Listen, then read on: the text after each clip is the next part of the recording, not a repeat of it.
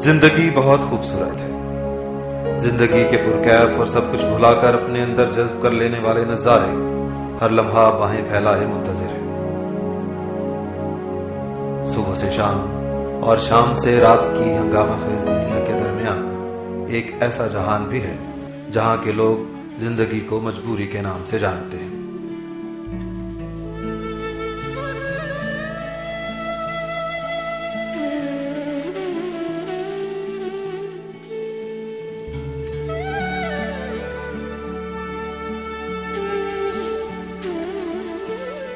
شہر میں شامل پسماندہ علاقوں سے تعلق رکھنے والے لوگ نہ صرف زندگی کی آسائشوں سے ناآشنا ہیں بلکہ اپنی حیات کے استحکام کے لیے ہی دن رات متفکر ہیں.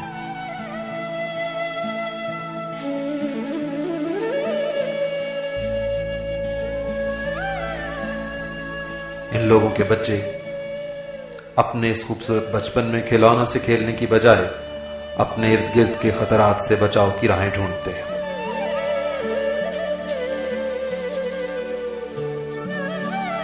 ان ننھے ہاتھوں میں کتاب اور قلم کی جگہ اوزار اور محنت کرنے سے حاصل کیے گئے نشانات ہوتے ہیں.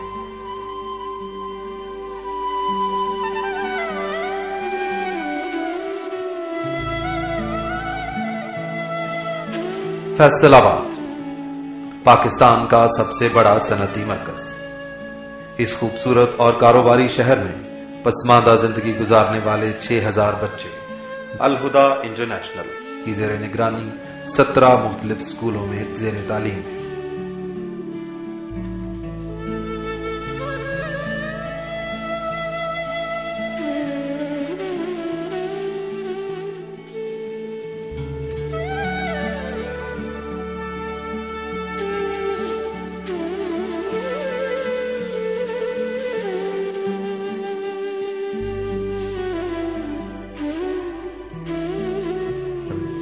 الہدا انٹرنیشنل کی نئی زیر تعمیر عمارت اپنی خدمات میں مزید وسعت کی آئینہ دار ہے.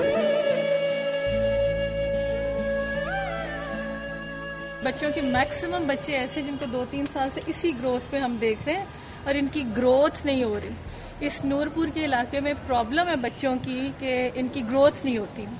اور 1-2 جگہ جب ہم ان کو دودھ شودھ پلانا شروع کیا تو ان کی مینٹل کیپیبلٹی اور اسپیکنگ پاور ٹھیک ہوئی ہے.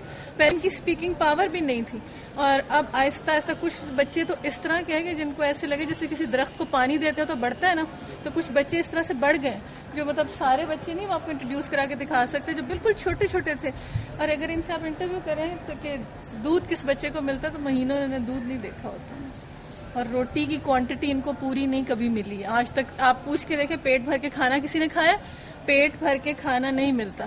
اور مطلب ڈیزائر چھوٹی سی پوری. اگر کسی سے پوچھیں تو ان کے پاس یونیفارمز، کپڑے، جوتی، بیسک نیسیسٹیز کوئی بھی نہیں ہے جو کہ بیسیکلی یہ اسکول یا آرگنائزیشن ان کو پوری ٹوٹلی پرووائڈ کر رہی ہوتی ہے. جس سے ہمیں موٹیو انیشیٹو ملا تھا. ان میں سے کچھ بچے ہم نے دیکھے تھے کہ کوڑے پہ سے گند کھا رہے تھے نا، کوڑے پہ بیٹھ کے چھلکے کھا رہے تھے اور گند کھا رہے تھے. ان اسکولوں میں شفیق اور قابل خواتین اساتذہ ان بچوں کی تعلیم کے ساتھ ساتھ ان کے ایسے زخموں کے اندمال میں کوشاں ہیں جو زخم معاشرے نے ان کی روح پر لگا دیے. عائشہ عمران تو کس کے پاس رہتی ہیں؟ نانو کے پاس. امی نہیں ہے؟ امی کو کیا ہوا تھا؟ امی کو بخار ہو گیا تھا. اور کتنے بہن بھائی ہو آپ؟ 2 بھائی 1 بہن. 2 بھائی 1 بہن. نانی کے پاس ہی ہے سب؟ باقی پڑھتے ہیں؟ وہ بھی ادھر ہی پڑھتے ہیں؟ وہ کدھر پڑھتے ہیں؟ وہ اسکول. آپ خوش ہو اسکول میں؟ آپ کو کچھ چاہیے؟ کون سی کلاس میں پڑھتے ہو؟ دوسری میں پڑھتے ہو. کچھ آتا ہے پڑھنا؟ آتا ہے؟ اب الف بے آ گئی ہے؟ الف بے پڑھنی آ گئی ہے. اور کیا کچھ آیا ہے؟ الحمد شریف آئی ہے؟ نماز آتی ہے؟ نماز آتی ہے؟ اور کیا کیا پڑھتے ہو؟ سوال بھی کر لیتے ہو؟ جمع گے تفریح کے سوال آتے ہیں؟ اردو کا قاعدہ پڑھنا آتا ہے؟ اچھا، اور آپ کو بھی آتا ہے؟ شاباش. الہدا انٹرنیشنل نے محروم طبقات کو اس طریقے سے سہارا دینے کی کوشش کی ہے کہ کہ غریب علاقوں کے رہنے والے تمام لوگ کسی نہ کسی انداز میں الہدا انٹرنیشنل سے منسلک ہو گئے ہیں۔ جہاں والدین کے سر سے بچوں کی پڑھائی کا بوجھ اترا ہے، وہاں ان علاقوں کی پڑھی لکھی لڑکیاں الہدا انٹرنیشنل کے قائم شدہ اسکولوں میں بطور معلمہ کام کرتی ہیں اور باعزت آمدنی سے اپنے خاندان کی معاشی تقویت کا باعث ہیں۔ ایک دفعہ ہم رمضان میں کچھ یہاں پہ بانٹنے کے لیے آئے، تو جب ہم نے اس علاقے کے حالات دیکھے تو پھر ہم نے سوچا کہ اتنی پاپولیشن ہے یہاں پہ، تو یہاں پہ ایک بچوں کے لیے اسکول بنایا جائے پہلے نا۔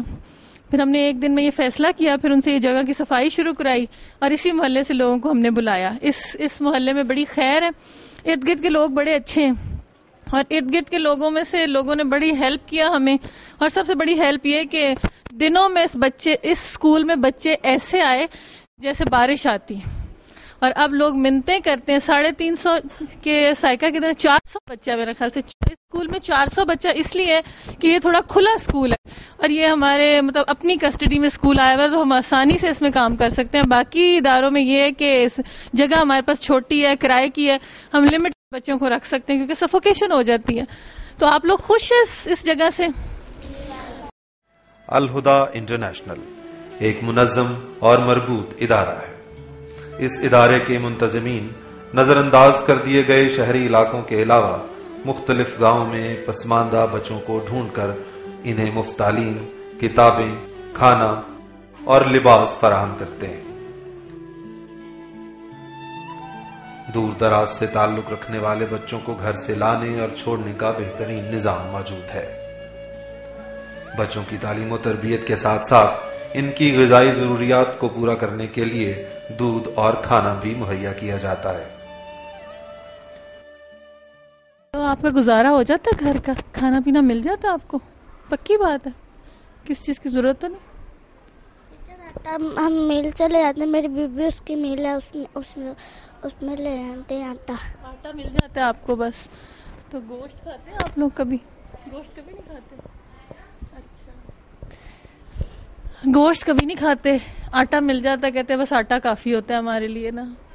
کاش ہم اس چیز کو سوچ سکیں، اس کا احساس کر سکیں کہ ان لوگوں کے لیے آٹا کافی اور ہمارے لیے گوشت بھی کافی نہیں ہوتا، ہمارے لیے اتنی ساری نعمتیں بھی کافی نہیں۔